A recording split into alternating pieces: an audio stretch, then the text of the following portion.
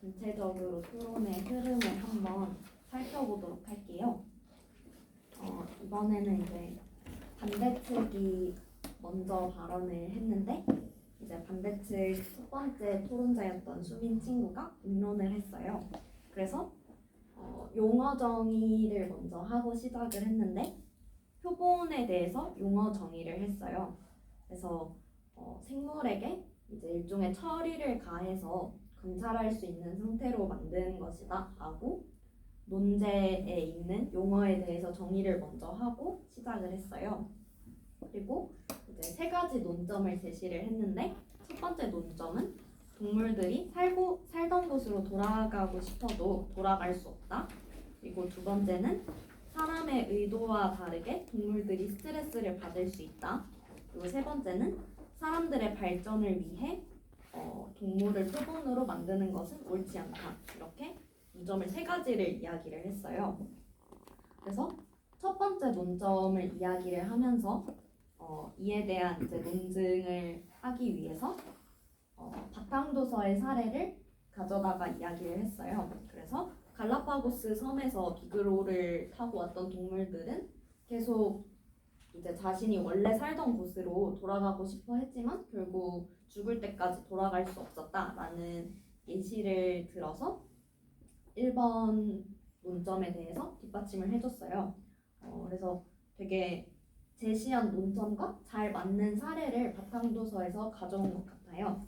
그리고 두 번째 논점으로 이제 의도와 달리 동물들이 스트레스를 받을 수 있다라고 이야기를 했는데 이제 다윈은 그저 동물들을 관찰하기만 했지만 하지만 동물들의 입장에서는 그 관찰받는 것 자체도 스트레스일 수 있죠. 그래서 그 점을 지적하면서 이제 우리나라 동물원에 있었던 통키의 사례를 가져와서 얘기를 해줬어요.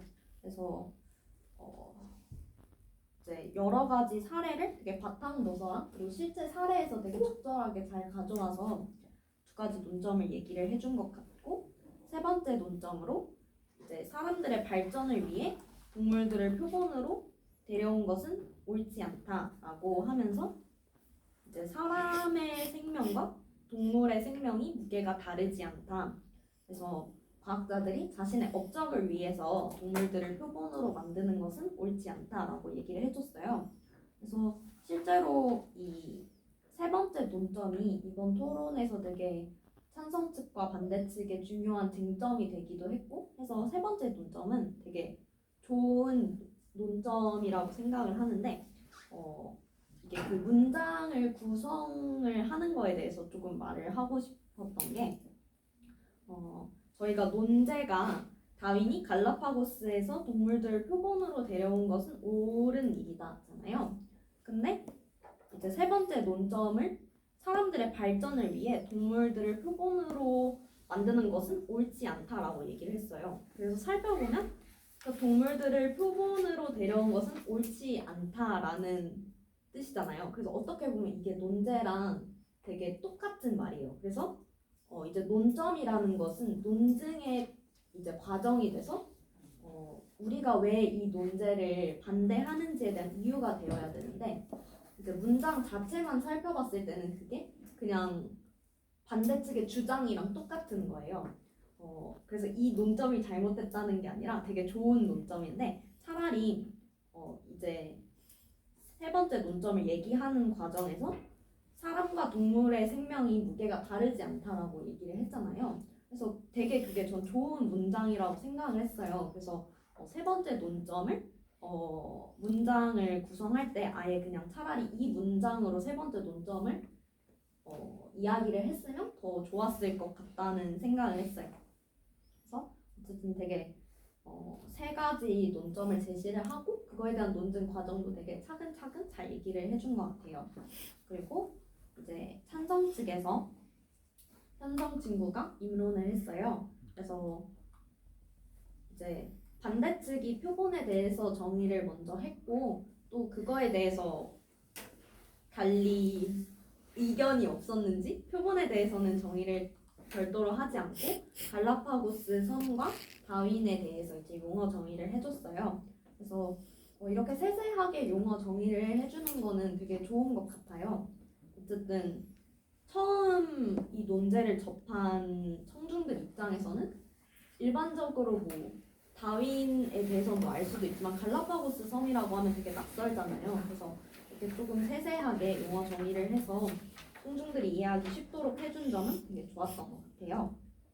그래서 이제 찬성 측도 세 가지 논점을 제시를 했는데 첫 번째 논점은 다윈이 표본을 통해서 이제 연구를 함으로써 많은 학설들이 발표될 수 있었다.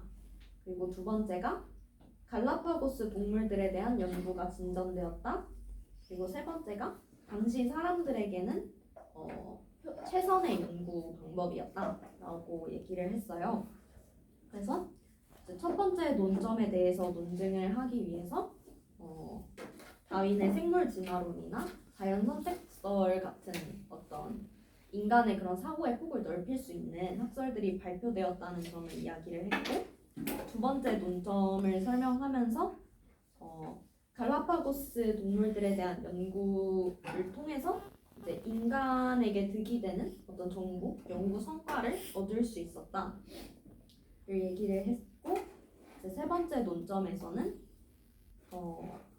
이제 표본을 만드는 게 지금은 뭐 X선 기술도 있고 하지만 당시 사람들에게는 그런 기술이 없었고 당시의 기술로서는 표본을 만드는 것이 최선의 연구 방법이었다라고 얘기를 해주었어요. 그래서 되게 세 가지를 각각 다른 관점에서 차별화되는 관점으로 구성을 해서 세 가지를 잘 제시를 한 것 같아요. 이제 보통 제가 토론을 이제 지도하러 다니다 보면은 입론을 할 때 논점 세 가지만 이제 이야기를 하고 그 각각의 논점에 대한 좀 설명을 하지 않는 경우가 되게 많은데 이번에는 양측 다 되게 그 논점에 대한 세세한 부분까지 잘 다들 설명을 한 것 같아서 그 점은 되게 모든 토론자분들이 잘 해줬다고 생각을 해요. 그리고 이제 그 다음에 문답을 했는데 이제 수민 친구가 질문을 찬성 측에 했어요. 그래서 표본으로 만들지 않고 갈라파고스에 남아서 연구할 수도 있지 않았을까? 그러니까 꼭 표본으로 만드는 것이 과연 정말 최선의 연구 방법이었는지에 대해서 질문을 했어요. 되게 이 질문은 엄청 찬성 측의 논리를 어떻게 보면 흔들 수 있는 굉장히 중요한 질문을 잘 해준 것 같아요. 근데 이제 찬성 측도 이거에 대한 논리적인 답변을 해줬어요. 당시에는 갈라파고스 지역에는 이제 연구에 동원될 수 있는 인력이 더 적었고, 그리고 어쨌든 갈라파고스 섬보다는 도시에서 연구를 하는 것이 더 기술적으로 더 나은 부분이 있었다라고 질문에 대해서 굉장히 어떻게 보면 찬성 측의 논리를 지킬 수 있는 좋은 답변을 해줬어요. 근데 이제 이 질문 자체는 굉장히 답변도 잘하고 질문도 잘 해줬는데 아무래도 문답이 굉장히 어렵죠. 왜냐하면 즉흥적으로 상대방의 말을 듣고 바로 질문을 만들어서 해야 되는 거다 보니까 이제 문답 시간에 아무래도 발언 시간을 꽉 채워서 질문을 계속 던지는 게 굉장히 어려운 일이에요. 그래서 이제 어떻게 하면 조금 더 문답을 쉽게 할 수 있냐면 이제 김배영 선생님께서는 항상 찬성이랑 반대측을 다 준비하게 하시잖아요. 근데 그렇게 양측을 다 준비하게 하시는 이유 중에 하나가 이제 반론을 좀 더 수월하게 할 수 있도록 하기 위해서거든요.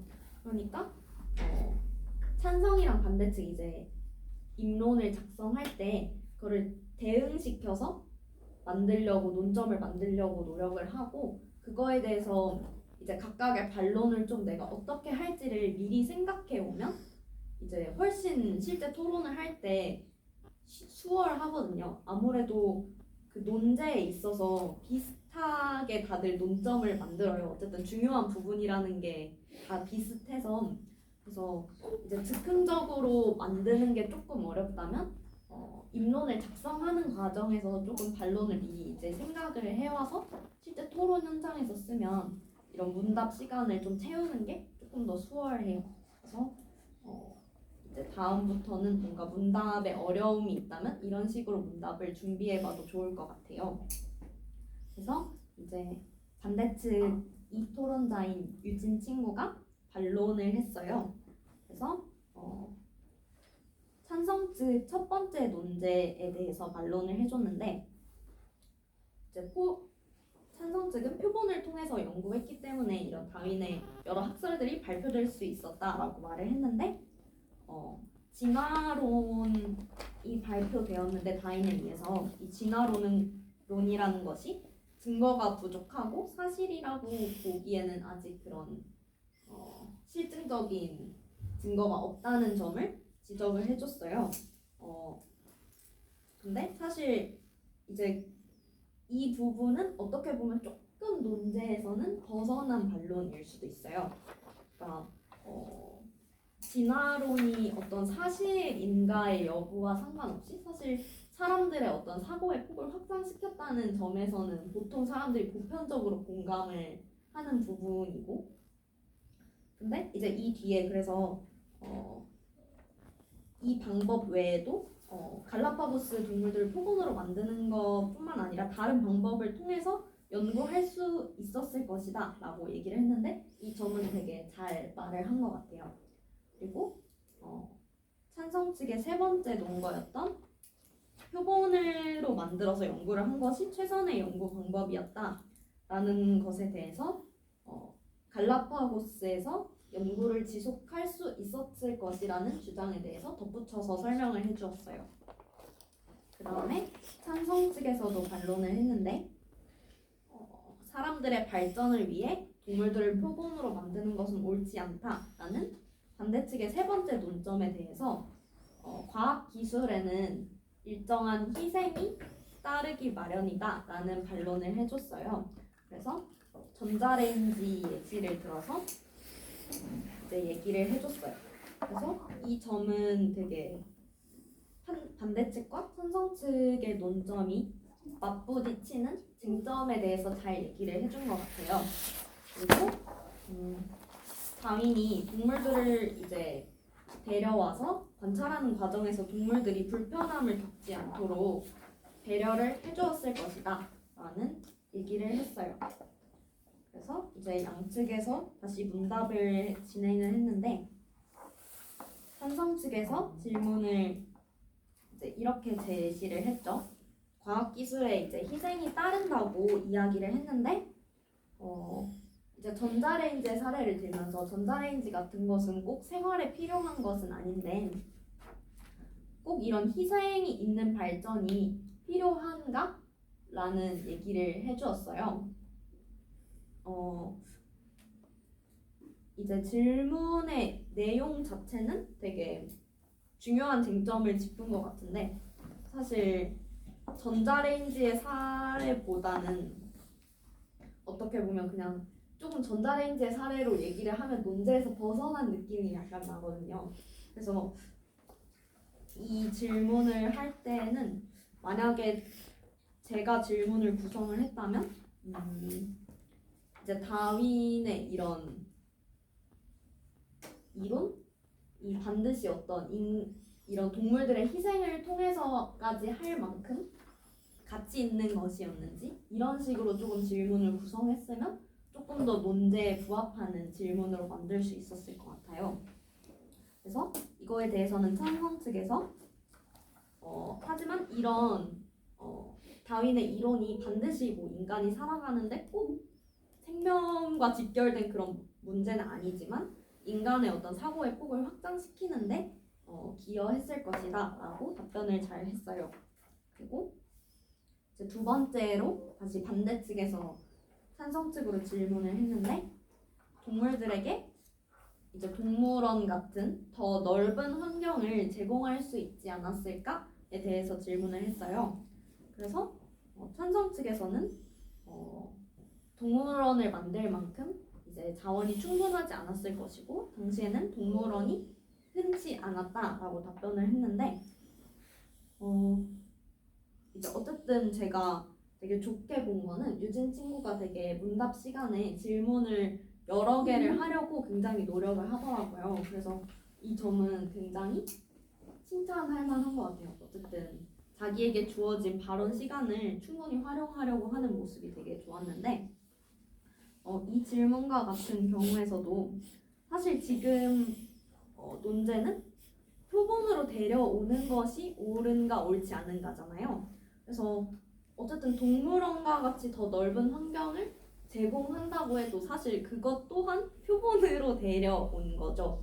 그래서 어떻게 보면 이것은 살짝 문제에서 벗어난 질문일 수도 있다. 근데 사실 문답은 즉흥적으로 하는 거여서 정말 논제에 딱 부합하는 문답을 만든다는 게 굉장히 고등학생, 대학생이 해도 어려운 일이기 때문에 이렇게 질문을 여러 개를 제시하려고 했던 점이 되게 좋은 것 같아요. 그 점은 엄청 칭찬을 해주고 싶었고 그 다음에 이제 문답이 끝나고 비교 요약을 했죠. 그래서 되게 양측이 비교 요약을 한 방식이 거의 비슷했어요. 먼저 자신이 지지하는 쪽의 논점 3가지를 제시하고 그리고 상대편이 얘기했던 논점 3가지를 다시 얘기를 해주고 이제 자신이 더 우세하다고 생각한다 라는 식으로 이제 비교 요약을 다 구성을 해줬는데 이제 친구들이 비교 요약을 어떻게 해야 되는지에 대한 대략적인 그래도 흐름은 가지고 있는 것 같아요. 근데 비교 요약에서 중요한 점이 뭐냐면 비교 요약에서는 쟁점에 대해서 설명을 해주면 굉장히 좋아요. 그래서 이제 양측 친구들이 반대 논점 얘기하고 찬성 논점을 얘기를 했죠. 그러면 단순히 그걸 첫 번째는 뭐고 두 번째는 뭐고 세 번째는 뭐였습니다 하고 끝나지 말고 지금 저희 토론에서 반대측과 찬성 측이 맞부딪히고 있는 점은 이 부분입니다 하는 식으로 의견이 갈리고 있는 계속 질의응답이 나오고 문제가 되고 있는 게 있잖아요. 그걸 이제 쟁점이라고 하는데 그 쟁점에 대해서 얘기를 해주는 게 비교 요약에서 되게 제일 중요한 부분이에요. 예를 들면 지금 토론의 흐름을 쭉 봤을 때 계속 지속적으로 얘기가 왔던 게 어떤 과학 발전이 꼭 누군가의 희생을 뒷받침하면서까지 이루어져야 하는가에 대한 얘기가 계속 오갔잖아요. 그러면 그거에 대한 이제 얘기를 해주면 청중들이 듣기에는 지금 이 부분이 토론에서 되게 문제가 되고 있는 부분이구나 하고 딱 알기가 쉽죠. 그래서 비교 요약을 할 때는 이렇게 상대편 논점과 자기 논점을 얘기하고 쟁점을 설명해주면 좋아요. 그리고 근데 되게 좋았던 거는 다들 어쨌든 우리 측이 더 설득력을 가지는 까닭에 대해서 얘기를 해주려고 하는 게 좋았던 것 같아요. 그래서 비교 요약의 흐름 자체는 되게 좋았는데 그 중간에 쟁점에 대해서도 설명을 하고 이제 우리 팀이 우세한 이유에 대해서 설명을 하면 더 좋은 비교 요약을 만들 수 있어요. 그리고 이제 전체 문답을 했는데 이제 유진 친구가 질문을 했어요. 그래서 다윈 이후에 갈라파고스 섬에 대한 연구는 그다지 진척되지 않은 것 아니냐라고 질문을 했는데 찬성 측에서는 어쨌든 다윈 한 사람이라도 연구를 해서 갈라파고스 섬의 동물들에 대한 정보가 알려질 수 있었다라고 답변을 했고 이제 또 반대 측에서 질문을 했는데 과학 발전에는 희생이 따른다고 했는데 그러면 과학 발전이 이제 생명보다 더 중요한가에 대해서 수민 친구가 질문을 했어요. 그래서 되게 좋은 질문이죠. 이게 지금 반대 측과 찬성 측에서 궁극적으로 쟁점이 되고 있는 부분이 이거이기 때문에 되게 중요한 질문을 잘 던져줬어요. 그래서 근데 또 찬성 측에서도 답변을 충분히 잘했어요. 그래서 약간의 희생을 통해서 더 많은 사람들을 도울 수 있다라고 이제 답변을 해줬고 반대 측에서 찬성 측에 마지막으로 질문을 한 가지를 더 했는데 아무 관련도 없는 동물보다는 그러면 사람에게 실험을 하는 것이 더 낫지 않냐라고 얘기를 했는데 비법이요. 네, 그것도 그렇고 이제 이 질문은 어떻게 보면 그 자기의 주장을 약화시킬 수도 있는 그런 주장이에요. 그래서 왜냐하면 지금 어쨌든 반대 측은 동물들을 표본으로 데려오는 것은 옳지 않다고 주장을 하고 있는 거고 그 이유가 어쨌든 과학이 발전되는 것보다는 어떤 생명권 자체가 더 중요하다는 이야기를 계속 지속적으로 하고 있는 거잖아요. 근데 일반적으로 저희가 생각하기에는 저희가 동물권도 생각을 어쨌든 해야 할 부분이지만 사람들이 일반적으로는 동물권보다는 사람의 생명권이 더 앞선다고 생각을 하잖아요. 그렇기 때문에 동물보다는 사람에게 실험을 하는 건 어떠냐라고 말을 하는 건 어쨌든 하물며 동물권도 중요하다고 주장을 하고 있는데 사람의 생명권을 침해할 수도 있는 일이잖아요. 사람에게 실험을 한다는 거는. 그렇기 때문에 어떻게 보면 이거는 좀 반대측의 논지 자체를 조금 약화시킬 수도 있는 그런 질문일 수 있어요. 그래서 찬성 측에서는 이 질문에 대해서 사람을 이롭게 하기 위한 연구인데 사람에게 그렇게 실험을 하는 것은 모순적이다라고 답변을 했어요. 그래서 이제 최종 발언을 양측 다 했는데 반대 측에서는 반대측 논점 3가지에 대해서 다시 얘기를 해주고 상대편이 이제 찬성 측이 반대 측에 질문을 하나도 하지 않았기 때문에 우리의 주장이 더 우세하다고 생각한다라고 발언을 해줬고 찬성 측에서도 찬성 측 논점 3가지를 얘기를 하고 또 이제 찬성 측 논점 2번째 논점에 대해서 반대 측이 반론을 하지 못했기 때문에 찬성 측의 논지가 더 강력하다라고 말을 하고 토론이 마무리됐는데 이제 토론하는 걸 보면 보통 가장 제가 생각하기 어려운 부분이 비교 요약하고 최종 발언인 것 같아요. 근데 이제 비교 요약은 어떻게 하면 좋은지 아까 얘기를 했으니까 최종 발언 같은 경우에는 왜 최종 발언이 어렵냐면 일단 기존에 나왔던 토론의 내용을 바탕으로 최종 발언은 구성을 해야 돼요. 그러니까 이전에는 하나도 하지 않았던 새로운 얘기를 최종 발언에서 꺼내면 안 돼. 하지만 또 최종 발언이 이전에 내가 얘기를 했던 내용과 완전히 중복이 되면 그거는 사실 어떻게 보면 듣는 사람도 조금 지루하고 발언 시간이 조금 아깝잖아요. 어쨌든 이전에 했던 얘기를 또 하는 거니까. 그래서 최종 발언은 너무 새로운 얘기를 하면 안 되되 또 이전과는 너무 겹치면 안 되게 발언을 해야 되니까 되게 그 2가지 요건을 모두 충족시키면서 발언을 하는 게 굉장히 어려워요. 그렇긴 한데 이제 최종 발언에서는 보통 어떤 식으로 구성을 하면 좋냐면 이제 자기 논점에서 강력했던 부분 혹은 상대편의 논점 중에서 좀 약해서 조금 더 반론을 하고 싶었던 부분에 대해서 최종 발언 때 이제 최종적으로 좀 더 보충을 해서 설명을 해주면 좋거든요. 최종 발언 하기 전에 이제 전체 문답도 하잖아요.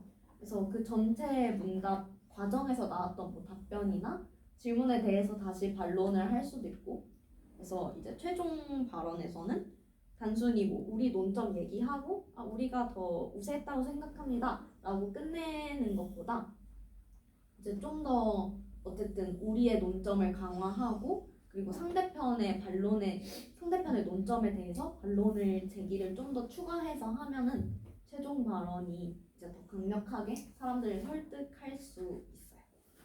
그래서 근데 되게 일단 전체적으로 너무 놀랐던 게 다들 이제 종이 하나 없이 나오는데 발언 시간을 되게 잘 채우더라고요.